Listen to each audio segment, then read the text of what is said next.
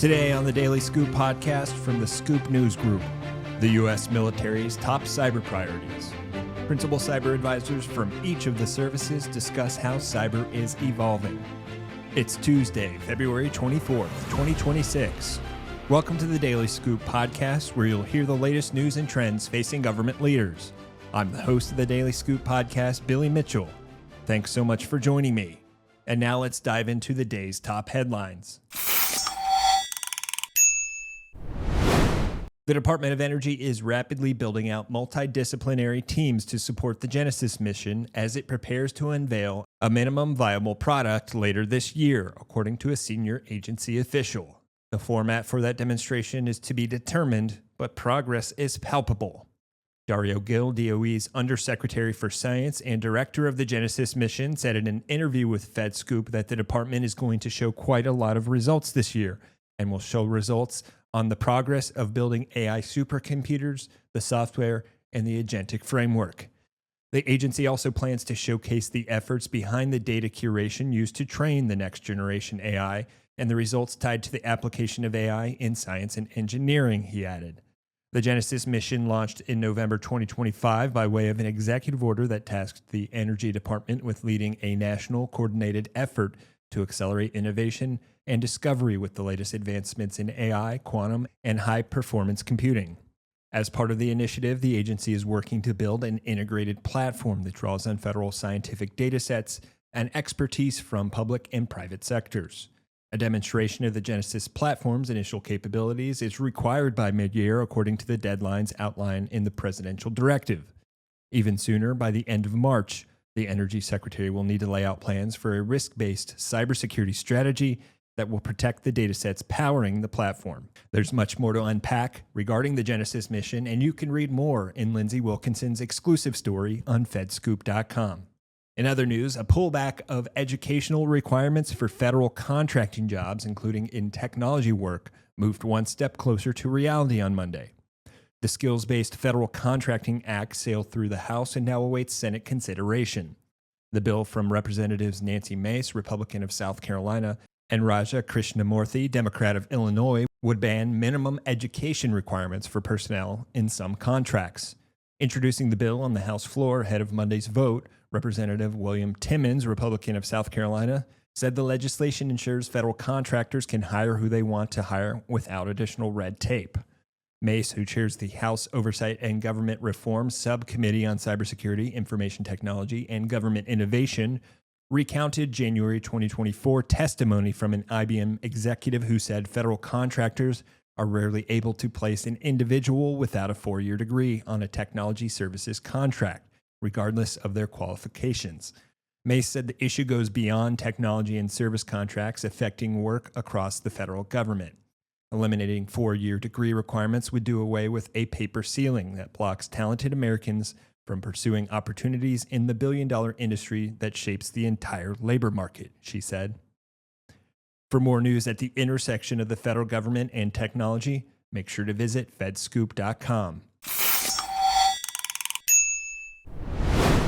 Cybersecurity has been getting bigger recognition as an integrated enabler in key U.S. military operations recently in Iran and Venezuela. That comes on the heels of the Pentagon last year introducing a new cyber mission force generation model as part of the larger Cybercom 2.0 effort. So who better to discuss the growing prominence of cyber in the defense space than the principal cyber advisors of the various branches overseeing cyberkinetic integration?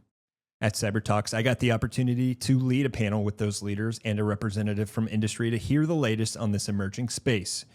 Joining me on the panel were the PCAs from each service, Anne-Marie Schumann of the Department of the Navy, Wanda Jones-Heath of the Department of the Air Force, and Brandon Pugh of the Army, as well as Dave Galappo, Senior Director for Full Spectrum Cyber at GDIT. Let's go now to that conversation from Cyber Talks.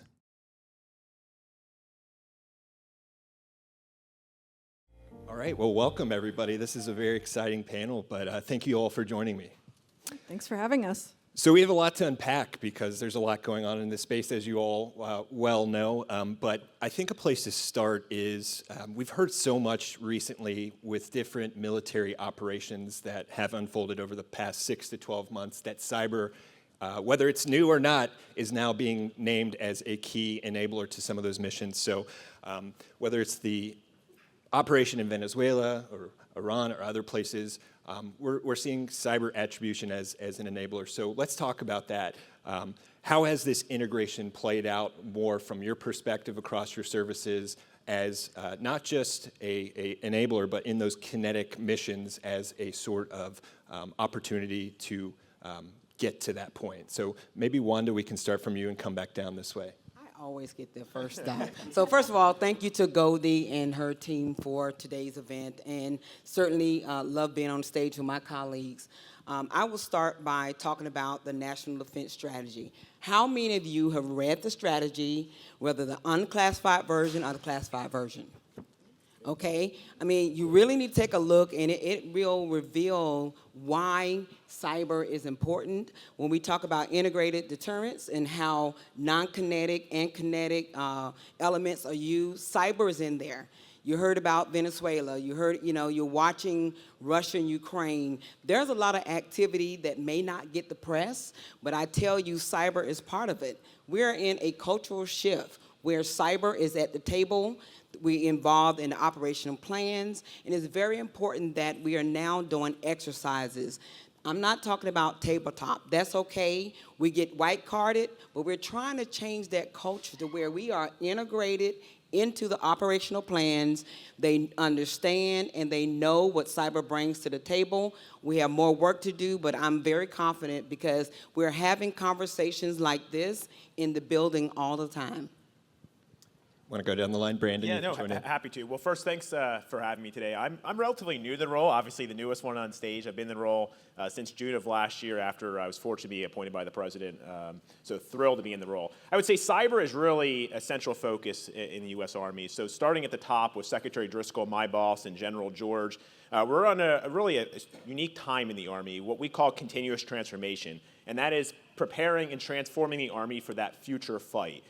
Secretary Hegseth was very direct. There's 5 key investment areas for the Army. Cyber and electronic warfare were 2 of those 5 areas, which both fall to our office. So we're very excited to be a key part of that. But something that you had mentioned, I just want to kind of chime into. I think it's essential to see cyber in 2 ways. How could it be a standalone capability? And there might be times where we want to leverage cyber for defense or offense, but how is it also enabling traditional military activities like kinetic effects? I think having both mindsets in mind is critical. That way, this is not seen as a capability that just sits, in our case, at Fort Gordon or Fort Meade. That's, I think, been a more legacy mindset of where cyber has been, but I'm thrilled to see we're really shifting well beyond that with both of your leadership as well.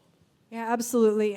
So also thank you for having me, but to double down on what you're talking about cyber as standalone versus cyber as a joint function, and to your point about this might not be new, it's not. This goes all the way back to the DOW's 2018 cyber strategy that gave us the imperative to integrate our kinetic and non-kinetic operations. I think what you're seeing now is public acknowledgement of all the work that has happened from 2018 until now. And this is really critically playing out in the Department of Navy with our distributed maritime operations. The CNO's recently released fighting instruction acknowledges that both communications and tailored forces are critical to supporting kinetic and non-kinetic operations. And those tailored forces absolutely include cyber forces in the mix. We have to do this not only in a joint fashion, but also as individual services as well. Navy, Marine Corps, Army, Air Force, I think there is a growing realization of not only the joint importance, but the importance for our unique service missions as well. And that has been a huge leap forward and is driving a lot of innovation that I see across the services.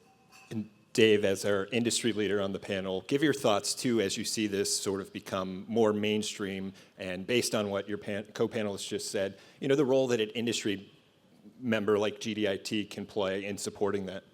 Yeah, so first of all, I think that it's awesome that you're seeing kinetic and non-kinetic together. The Department of War, U.S. Cyber Command, and the service cyber components have been working for a long time to make that happen. And it's not as simple as a cyber effect along with kinetic. It is the the policy, the planning, the tests and evaluation of these things, and how that all has to come together to make something like this occur. So it's great to see that the two of them are coming together. Can I add one thing on to what you just said? I think it's a good point. Is not only we just talked about kinetic versus non-kinetic, it's also blending other capabilities. So how does cyber, electronic warfare, as well as information operations come together? In our case, at least Army Cyber has been collectively and jointly considering those elements. I mean, that was one of the reasons people asked, well, how did the Army PCA, like, why is EW and IO in your portfolio? It's in recognition of the fact that these, yes, distinct legal authorities, but also like they should be used together when it comes to an actual operation potentially. So I think a key point, and largely when we talk about this, it sounds like it's more of an offensive cyber, but from a defensive standpoint, and I think when we hear about this, it's a lot of operational technology that is targeted, and that's a key part of cyber defense for each of your services as well. So how have you been placing added emphasis on the protection of that operation technology? Because that's often the first target in these military operational scenarios. Dave, I could come to you first just because I know this is also a key focus for GDIT, and maybe we'll take it back the opposite way. Sure. So GDIT is putting added emphasis on operational technologies now. So recently this year, we kicked off our internal R&D with what we call our Venin Full Spectrum Cyber group. So Full Spectrum Cyber is taking what we've done in the past in defensive cyber operations, zero trust, the traditional defensive IT, and adding some offensive cyber operations mindset to that.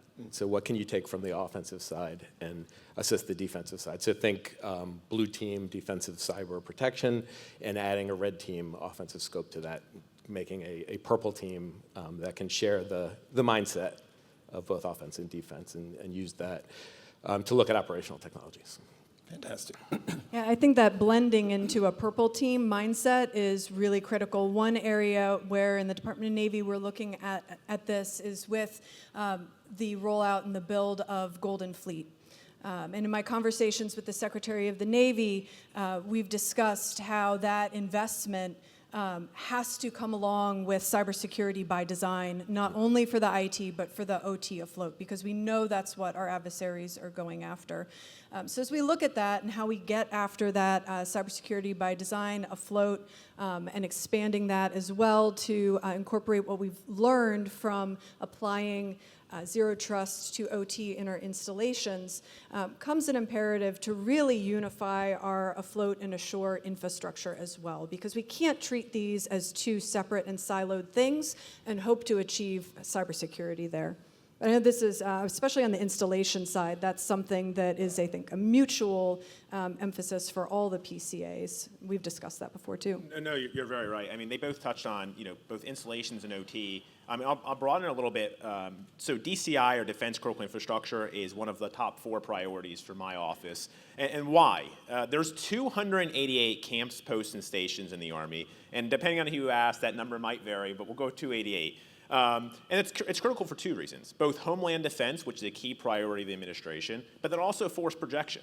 So if a military base is disrupted, think they don't have power, electric, gas, how can we move soldiers and their equipment like tanks to the fight? That's a real concern for us. So what we've been doing is we have 2 pilots underway right now to prioritize our installations. It's say which ones are most critical, where can we divert resources, and more importantly, how do we work with the interagency? We do a really good job, I think, of protecting what's inside of our bases, inside the wire, like we like to say, but how do we work with other federal partners to harden what are largely private operators? That is critically important for us. And I'd say it's probably shared not only by the services, but really across the department too. And certainly I want to brag on the Department of Air Force, right? We follow a lot behind the Army because they led in this space for a while. We are now, after 3 years of advocating for more money, more time talking about operational technology, we have an entire organization that stood up that is solely focused on that, called CROCS, the Cyber Resiliency of Control Systems. And that organization is funded. It has people now, and we have a POM in action, huge amounts of money being allocated to this space. And we did survive first contact of, hey, they saw that target of money in the POM, and it survived. So we are really putting a lot of effort in making sure that our defense critical infrastructure is protected, that we understand where it is, how it applies to the mission. So we are right in line with the rest of the services.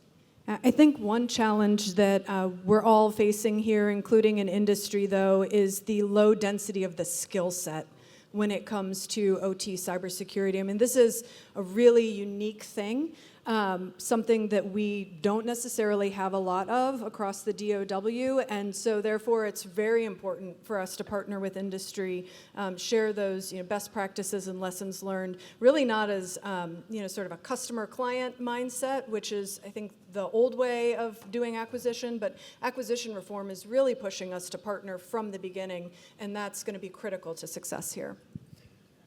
So I realize I have, the three PCAs on stage, and I think it's a rare opportunity, as well as an industry representative who can kind of give the context of the role and how this has evolved. I think it's a good opportunity because this is a relatively new role. It hasn't been around that long.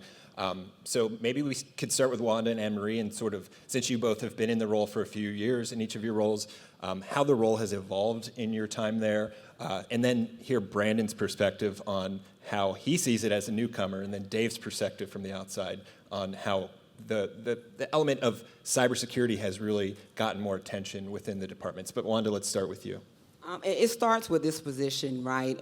Coming into an organization that is structurally based, and they plop the PCA in the middle of the organization. Being one of the original PCAs, definitely miss my colleagues. Terry Mitchell is the first Army PCA, and Chris Cleary is the first Navy PCA, and I'm still here. And so, figuring out the role and explaining the difference between the PCA and the CIO, and maturing that organization, getting those policies into place, being able to advise when needed, advocate when needed, and then influence. And so those are the three lenses I use on a daily basis.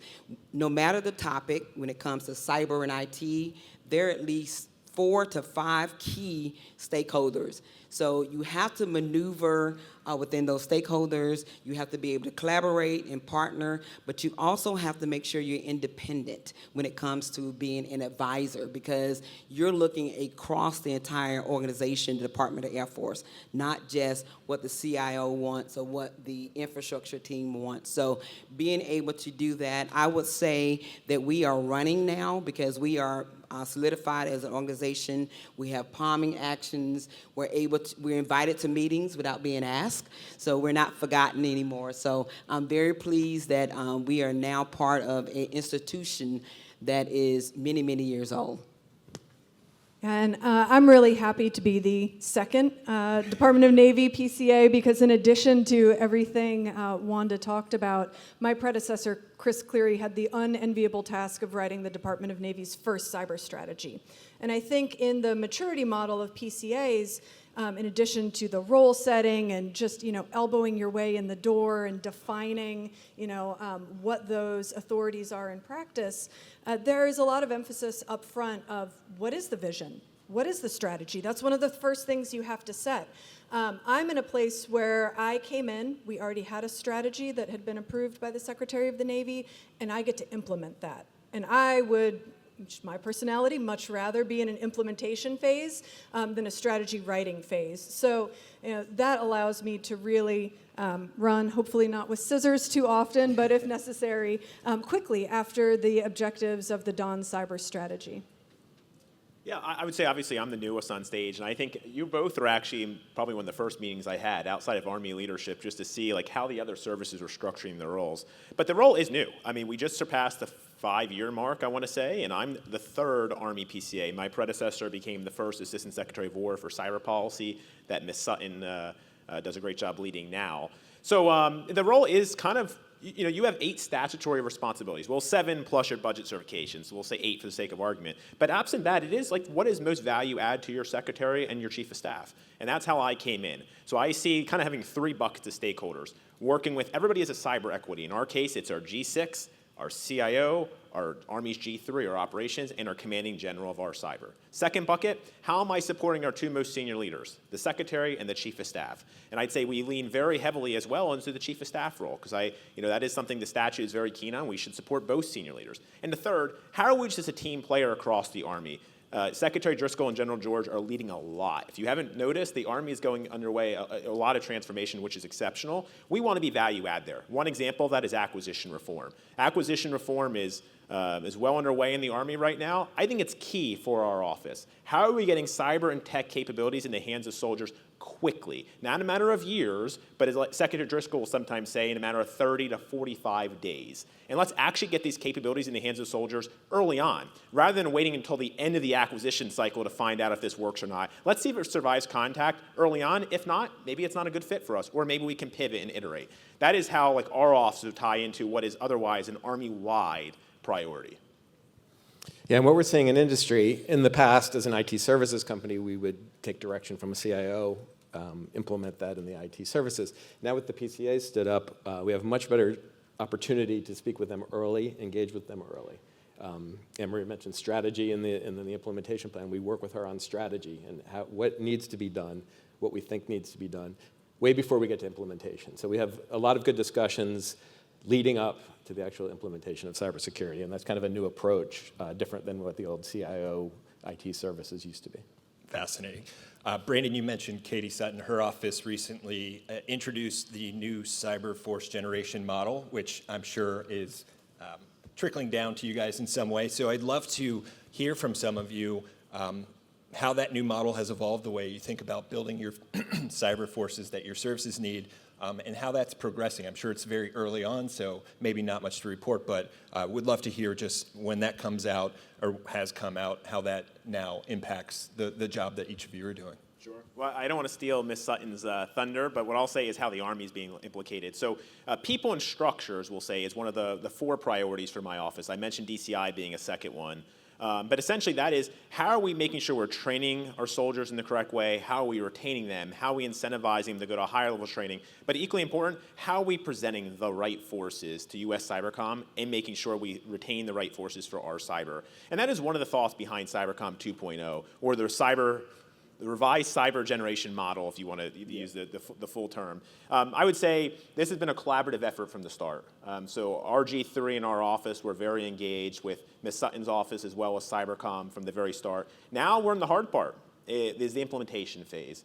And there's many efforts underway there, many of which are really reliant on the services. So I would say this requires a very collaborative approach and really almost daily contact, I would say, between the services, our service cyber components, with Ms. Sutton's office. But if you're not tracking this, at the end of the day, it is a question of how can the military departments better work with Cybercom in terms of on the force generation piece, making sure they get the right soldiers, in our case, they're retaining them, and they're developing, and we're not losing those soldiers. Because at the end of the day, we provide the forces to U.S. Cybercom. In our case, we also provide all the civilians. 100% of the civilians at U.S. Cybercom are Army civilians. And it's always important to remember, we're a people business at the end of the day. We can have a lot of exquisite capabilities and a lot of technology, but at its core is that soldier and that Army civilian, that we can't forget that. And to your sort of trickle-down comment, I would reframe that as this is not something that is slowly trickling down. This is a full speed ahead, all involved, all hands on deck effort. It is going to move very fast. It is going to involve a lot of changes to policy, process, resourcing. And those are the core things that PCAs were created to do, right? That man, train, equip policy, and making sure the resources are there to support it. But to double down on what you said about the emphasis behind Cybercom 2.0, really, when I think about the term mastery, right, what do we mean when we say we want to achieve mastery in the cyber domain or have more mastery of our operational personnel? I really think it is ensuring that our cyber operators are the pacing threat globally, right, and that we don't lose that edge. That's something that we have to work through to ensure, as you said, the right incentives, the right career structures for them to maintain that. This creating masters doesn't happen by coincidence, right? It is a very deliberate process. And as I think Honorable Sutton often says, or I hear from Cybercom, we don't want to just create unicorns. We need herds of unicorns, right? And one thing you said is of being full speed ahead. If you didn't catch the press release that came out around Cybercom 2.0, it was very clear that department leadership is very supportive of this endeavor and sees this as a top priority for the entire department. All of our senior leaders, matter of fact, Ms. Sutton was probably actually the most junior in that press release when you saw undersecretaries on there, which is terrific to see a lot of support and people rallying behind cyber, and I think rightfully so. Yeah, and from an industry perspective, we're obviously a people business too. So we need to get people who are not the cyber operators, but provide support to the cyber operators.